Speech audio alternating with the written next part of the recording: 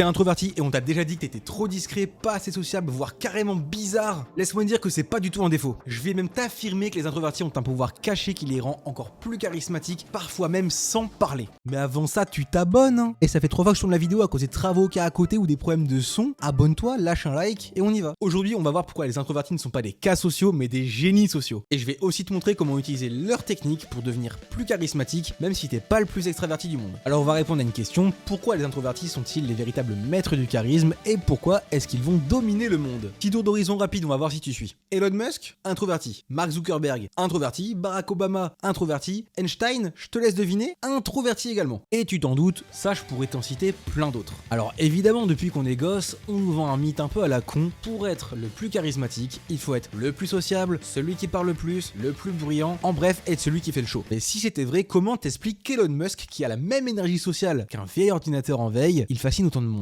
Et quand je dis autant de monde, je dis pas 5, 10, 20 000 personnes, mais des millions. Rappelle, si tu vis dans une grotte, Elon Musk, c'est le PDG de Tesla et de SpaceX, et accessoirement le mec qui a racheté Twitter et X. Et bah le petit Elon, il a toujours été reconnu pour son caractère introverti. Alors si, ça je te l'assure, même son père, Errol, il en parle. Il a dit, je cite, Elon a toujours été un penseur introverti. Alors que beaucoup de gens allaient à une fête pour s'amuser, Elon, il trouvait la bibliothèque de l'hôte et parcourait les livres qu'il y avait dedans. Comme tu le vois, c'est depuis qu'il est petit, sa nature est assez réservée, il est introverti et pourtant il captive l'attention mondiale par sa vision et son leadership. Barack Obama, lui si tu le connais pas, a vécu où durant les 15 dernières années? Bon, te la fais courte, c'est l'ancien président des États-Unis, avant Biden, avant Trump, tout ça, on le connaît tous très bien, bah c'est aussi quelqu'un de considéré comme introverti. Ce qui le différencie et qui contraste avec d'autres politiciens bien plus extravertis, c'est son style de communication qu'on pourrait qualifier de réfléchi et posé. Et c'est clairement ça qui lui a permis de bâtir une image de leader calme et confiant, capable d'inspirer des millions, si ce n'est des milliards de personnes. Obama, il parle aussi rapidement qu'une vieille mise à jour Windows,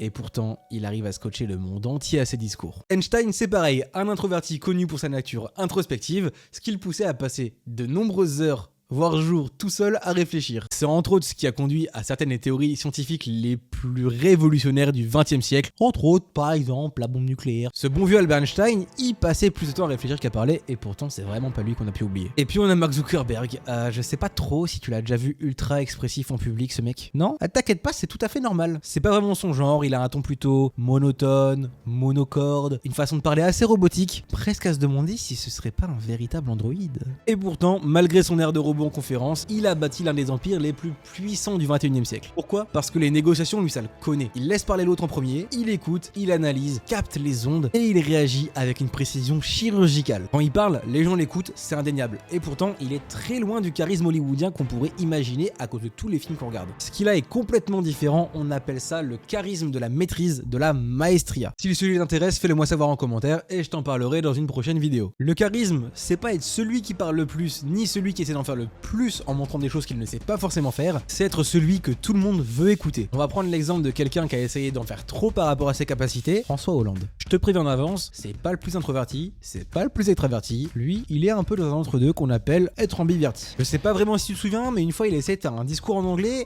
et comment... Ah, je te laisse regarder en fait. Be you, be proud of you, because you can do what we want to do.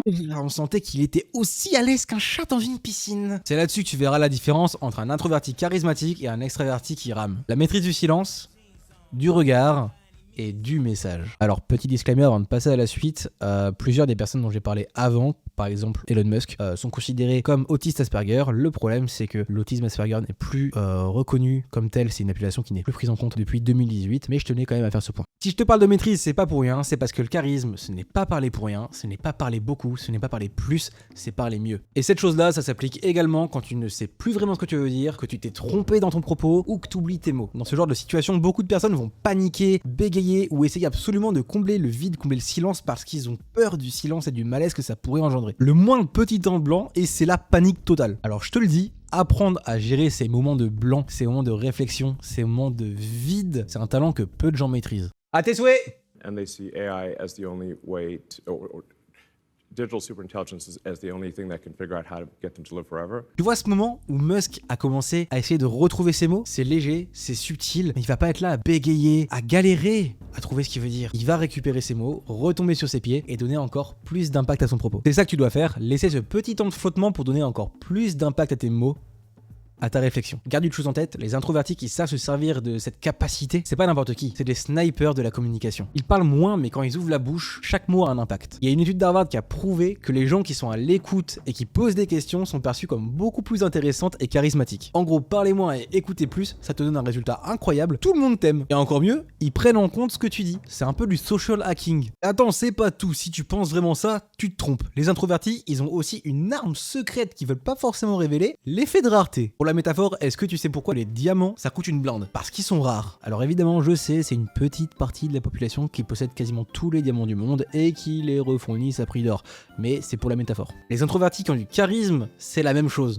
Quand ils parlent, les gens les écoutent. Parce que quand ils te parlent, c'est pas du bruit, c'est du contenu premium. Ils ont des petites techniques secrètes, on pourrait appeler la première la pause impact. Avant de parler ou de répondre à une question, fais une pause de 2 secondes. Ça crée de l'attente, du mystère, et quand tu parles, boum, impact maximal. Ils ont d'autres super pouvoirs qu'on connaît évidemment, l'écoute active qui est appliquée par de plus en plus de monde et heureusement. Si tu veux captiver quelqu'un en 2 minutes, c'est pas compliqué, arrête de parler de toi et pose des questions. Mais pas des questions un peu à la con genre ça va ou genre de trucs. Non, des questions qui font réfléchir. Je te donne quelques exemples. Pour remplacer ça va, tu peux par exemple demander à la personne en face de toi, c'est quoi la dernière chose qui t'a vraiment fait kiffer cette semaine? Là, bam, t'as une connexion qui est instantanée et ça va pousser la personne à réfléchir. Mais la vérité, c'est que t'as pas besoin d'être naturellement introverti pour utiliser toutes ces techniques. C'est juste des techniques qui sont basées sur de la psychologie sociale et si je peux les utiliser ou qu'un introverti peut les utiliser, toi tu peux le faire également. Et en fait, si tu les maîtrises, tu vas pouvoir devenir beaucoup plus impactant dans les conversations. Je te file 3 stratégies ultra efficaces qui marchent dans n'importe quelle situation. Le problème de 90% des gens, il est très simple, ils remplissent le vide avec du bruit. Ils parlent juste pour parler sans vraiment se demander si ce qu'ils racontent ça a vraiment de la valeur. Et le résultat, il est évident, ils sont noyés dans le bruit ambiant. Dans ces cas-là, commence à parler moins mais à des moments beaucoup plus stratégiques et pertinents. C'est de la psychologie sociale,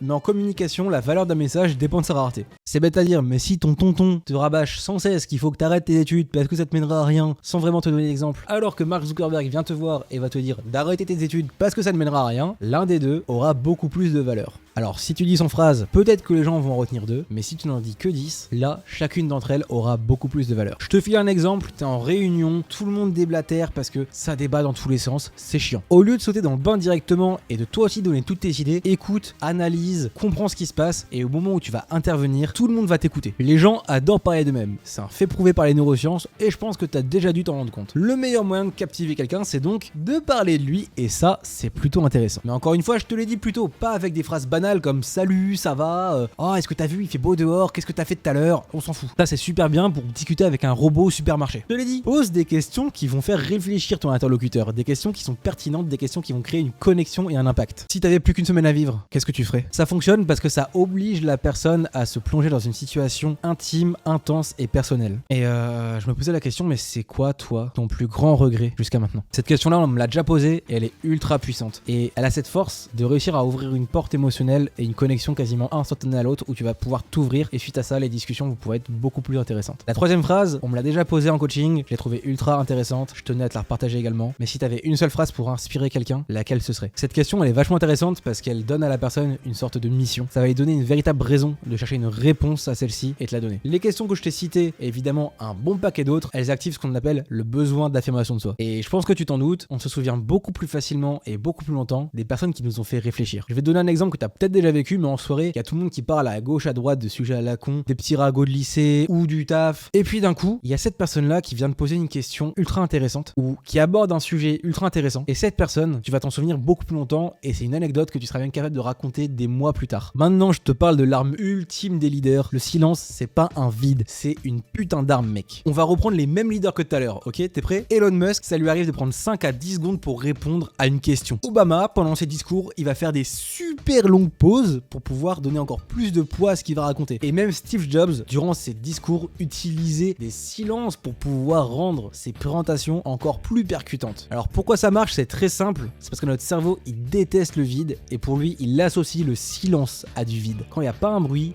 qu'il y a un blanc, notre attention, elle se cristallise. C'est quelque chose que tu peux utiliser. Quand quelqu'un attend de tes réponses, rien ne t'empêche de faire une petite pause de 1, 2, 3 secondes avant de répondre. Ça va dégager un effet de maîtrise et de réflexion à ton propos. C'est pareil, avant de dire quelque chose d'important, n'hésite pas à marquer une pause. Ça appuiera encore plus l'impact et l'importance de ton propos. Et à l'inverse, plutôt que appuyer ton propos, tu peux également utiliser les silences lorsque tu discutes avec quelqu'un pour l'inciter à développer plus ce qu'il est en train de te dire. La personne en face va se sentir beaucoup plus écoutée et elle t'appréciera de ce fait beaucoup plus. Tout ça, ça a été démontré par une étude du MIT qui visait à prouver que les gens qui maîtrisent le silence, elles sont perçues comme plus intelligentes et comme plus dignes de confiance. Tu peux l'appliquer dans les entretiens d'embauche par exemple. Lorsque le recruteur va te poser des questions, tu peux attendre quelques petites secondes avant de répondre. Ça lui donnera vraiment ce sentiment de maîtrise de soi et de réflexion pour ne pas répondre du tac au tac, quelque chose qui te passe par la tête. Si tu maîtrises ces 3 techniques, bravo à toi champion!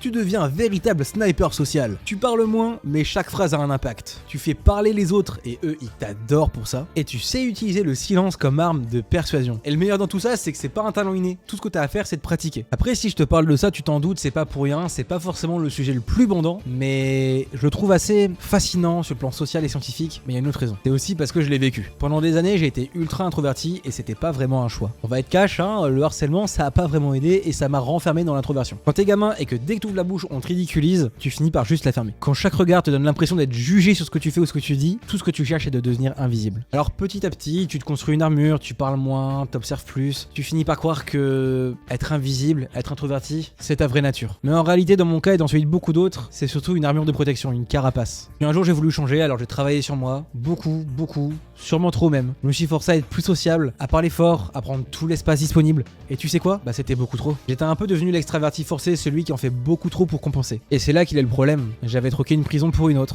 L'introversion m'a enfermé dans le silence, là où l'extraversion m'a également enfermé, mais cette fois dans le bruit. Mais je pense que sans cette expérience-là, j'aurais jamais appris un truc qui est vraiment fondamental, c'est que la vraie puissance sociale, elle est pas dans l'introversion ou dans l'extraversion, mais elle est dans l'équilibre. Faut juste savoir écouter comme un introverti, mais savoir prendre la parole comme un extraverti, et surtout réussir à choisir le moment pour être l'un ou l'autre. Aujourd'hui, je peux juste rentrer dans une pièce et capter l'énergie, savoir si je vais devoir me poser, réfléchir, analyser et agir au besoin, ou si je vais devoir prendre plus d'espace pour pouvoir mettre un peu plus d'ambiance ou que les gens puissent commencer à écouter et être dans une ambiance saine et sereine. C'est vraiment pas l'introversion ou l'extraversion pure et dure qui te rend socialement puissant, c'est de savoir passer de l'un à l'autre au gré de tes envies et surtout au gré du besoin. Alors vraiment mec, si j'ai un conseil, c'est d'utiliser ton expérience et de pas passer à côté de ta putain de puissance. Si t'as toujours été introverti, sache que c'est une force immense, faut juste que t'arrives à t'en servir. À défaut, si t'as toujours été extraverti, sache que parfois, le silence et la fermer, c'est la meilleure arme. Quand t'arrives à gérer ça, l'équilibre, c'est vraiment là-dedans que tu deviens dangereux et que tu deviens vraiment puissant. Alors histoire que je le sache, dis-moi en commentaire si t'es plutôt quelqu'un d'extraverti, d'introverti ou un entre-deux, un peu comme François Hollande. Moi je te laisse, mais t'inquiète pas, cette fois je reviens très vite avec une nouvelle vidéo. D'ici là, porte-toi bien, à la prochaine, salut, je te fais des bisous.